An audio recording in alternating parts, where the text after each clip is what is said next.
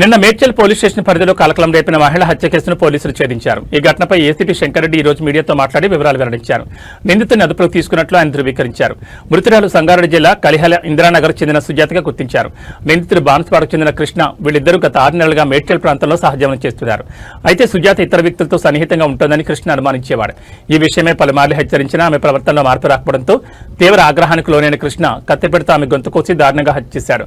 హత్య అనంతరం పరారైన కృష్ణను పట్టుకునేందుకు పోలీసులు గాలింపు చర్యలు చేపట్టారు. ఈ రోజు నిందితుడు బాన్స్వాడలో పోలీసులు చిక్కాడు. ప్రస్తుతం నిందితుని విచారిస్తున్నామని, దర్యాప్తులో మరిన్ని నిజాలు వెలుగులోకి వస్తాయని ఏసీపీ తెలిపారు.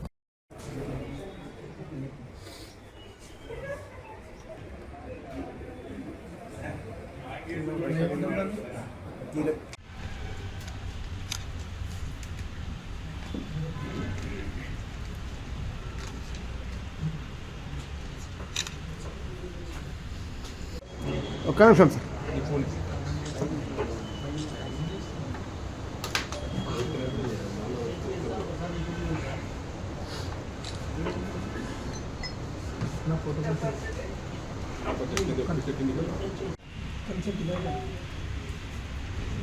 నిన్న ఉదయం సుమారు 8 గంటల సమయంలో మేడ్చల్ పిఎస్కి ఒక ఫోన్ సమాచారం వచ్చింది.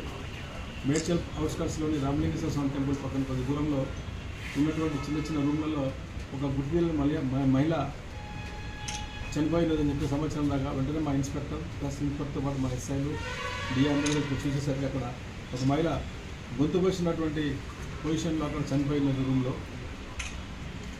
అనంతరం విచారణ తెలుసుకుని తన పేరు సుజాత అని తెలిసింది. గత 10 రోజుల నుంచి మేడ్చల్ పట్టణంలో లేబర్ పని చేసుకుని బతుకుని తెలిసింది. దానిపైన కేసు తీసేసి ఇన్వెస్టిగేషన్ చేసినాము.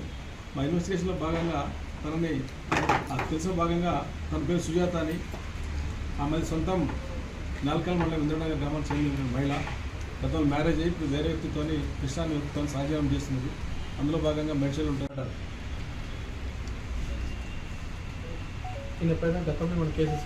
గతంలో ఎటువంటి కేసులు లేవు. ఇది ఫస్ట్ కేసు తన పైన. కేవలం వేరే వాళ్ళతో క్లోజ్నెస్గా ఉంటుందని కరెక్ట్, అదే కరెక్ట్. అతను ఆమె గతంలో కూడా మ్యారేజ్ అయిపోయింది. 2 వ్యక్తులతో దూరంగా ఉంటుంది. ఇతనితో సహజీవనం చేస్తుంది.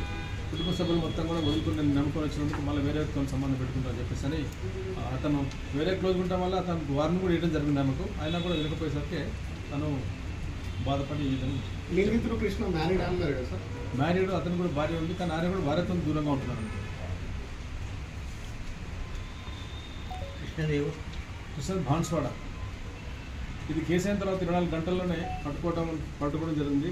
దీనంతటి కూడా మా డీసీపీ గారి ఆధ్వర్యంలో టీములు ఫామ్ చేసి పంపడం జరిగింది.